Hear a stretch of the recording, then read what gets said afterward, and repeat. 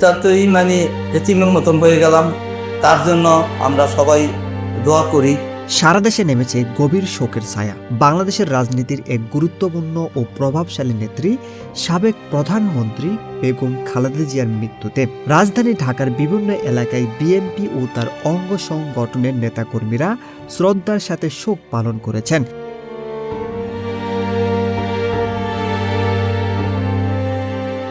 যাত্রাবাড়ী থানার বিএনপির আয়োজন করেছেন এক শান্তিপূর্ণ শোকসভা, যার নেতৃত্ব দিয়েছেন ৬৪ নং ওয়ার্ড কমিশনার প্রার্থী বিএনপির যুগ্ম আহ্বায়ক মোহাম্মদ জাকির হোসেন জিকু।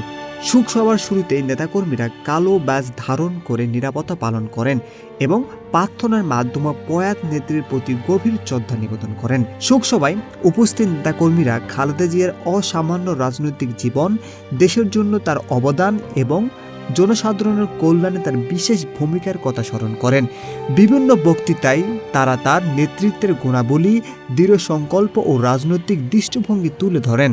আমি সবার কাছে আবার অনুরোধ করব, তার গণতন্ত্র, তার শিক্ষা, তার আচার আচরণ, তার কথাবার্তা সব কিছুই যেন রাজনৈতিক কর্মকাণ্ড সব কিছুই যেন আমরা অনুকরণ করে চলি এবং তার জন্য আমরা সবাই দোয়া করি।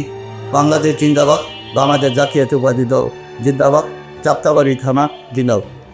আপনিও যদি শ্রদ্ধা জানাতে চান, আমাদের সঙ্গে শেয়ার করুন আপনার অনুভূতি। শোকের এই মুহূর্তে আমরা সবাই এক হয়ে প্রার্থনা করি প্রয়াত নেত্রীর আত্মা শান্তিতে থাকুক।